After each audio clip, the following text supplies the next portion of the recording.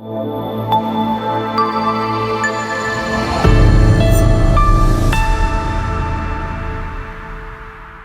everyone, this is Sheikh FIFA, and I hope that everyone is having a great time over here. So all of you, I would like to tell you that we will be right now talking about managing food allergies. And in this we have a very renowned doctor, Dr. Prashant Jarrett with us, and he will be talking about how we can manage food allergies. We know that everyone like loves having food, me as well. So we would love to know from you, Dr. Prashant, and let me tell you more about Dr. Prashant. Dr. Prashant, he is the founder of Jarrett Allergy Clinic, and he has more than 1200 branches all over India and Dubai. So first of all, Dr. Prashant, thank you very much for Thank you so coming much, and ma'am. giving Thank you us so your much for the precious time. introduction. Thank you. So we'll be talking about like how we can actually manage food allergies.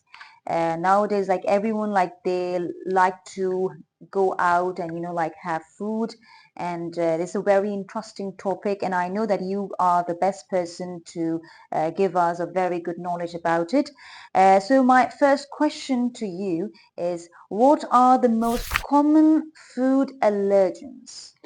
Ma'am, if I talk about food allergies, any food can cause allergy. Any type of food that is a protein can cause allergy. So there is a method called Super 8 foods, which are the most common food allergens responsible for allergies, which includes milk. Milk is one thing. Then egg. Then soy protein can cause allergies. Then fish, shellfish, other sea products. Along with that, tree nuts, peanuts, and all many kinds of nuts can cause allergies. Even wheat is one of the more common forms of allergy. So these are called as super 8 foods that cause allergies. So these are the most common forms of food allergens. I see. Nowadays, Dr. Prashant, people they are exposed towards these packaged foods. Okay, Absolutely. even me, everyone. So, if you can tell us that how can we identify hidden allergens in packaged foods? It is very important for people with food allergies. They should realize that the label on the package is the most important friend. So every time you eat, people who have food allergies and you eat a certain kind of packaged food, you should always read the ingredients from the label.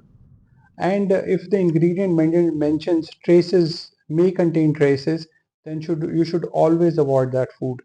So, reading of ingredients is the most important thing for the people who have food allergies. And second thing, and if there is traces, even if it mentions any traces of any food substance, even that should be avoided by people. Nowadays, people they are consuming processed foods.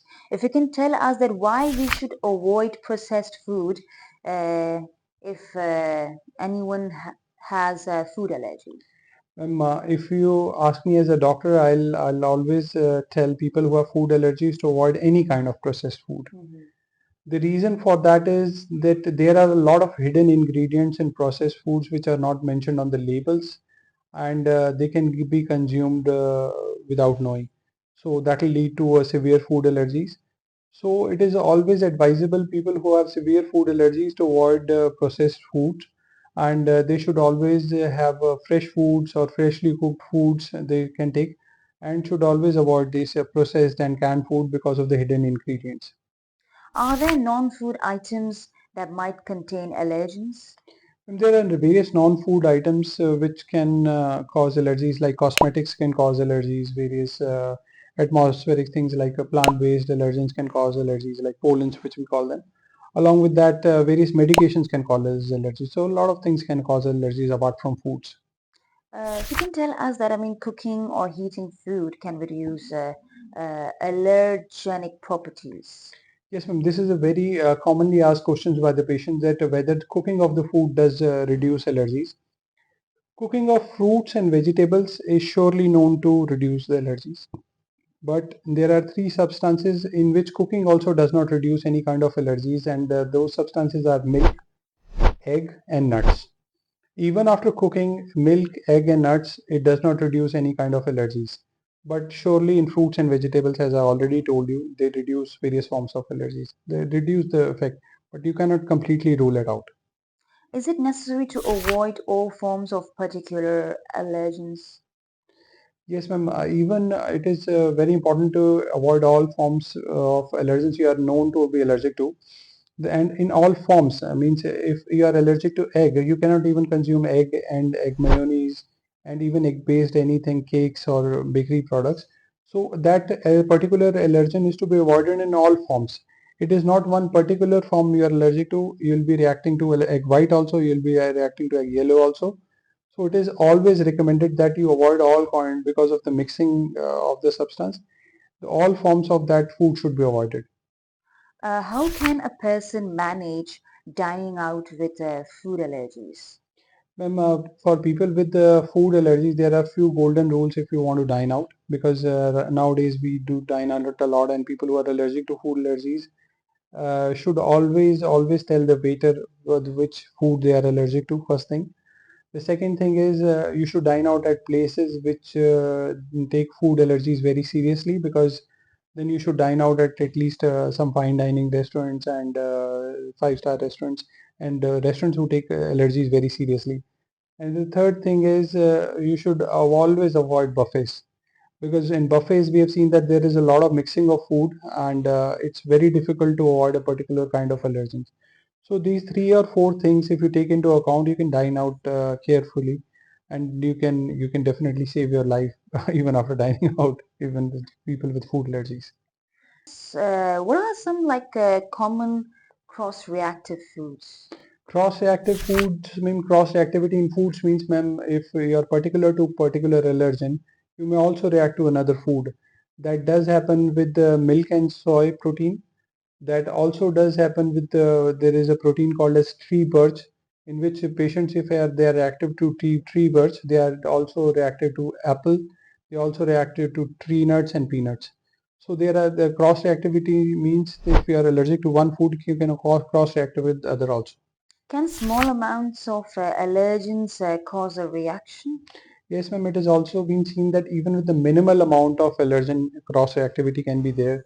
It means even with the peanut and all, even if you consume just half of a nut, people have died after just consuming a single peanut. So reactivity can be to any amount of allergen.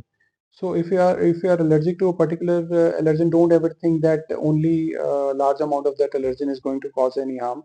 Even the small amount of allergen can be lethal in those cases in people who have severe food allergies. Tell us that how can a person substitute common allergens in recipes? There are various things which can be substituted, like if you are allergic to wheat, for example, you can take other kinds of flours, like corn flour can be taken. Then people can have rice and rice flour, and various kinds of flours that are prepared from various lentils that can be taken. If you are allergic to milk, instead of milk, you can take soy milk, almond milk, or oat milk. These are few varieties of milks that are available easily in the market.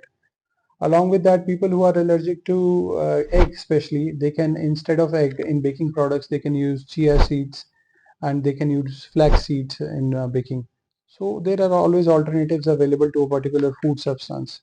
So thank you very much. It was a lovely conversation with you, Dr. Prashant, Thank you so on much, ma'am. managing food allergies, and Okay. hope our viewers have received a good amount of knowledge through Dr. Prashant. So thank you, everyone. We will meet you guys in the next topic. Thank you.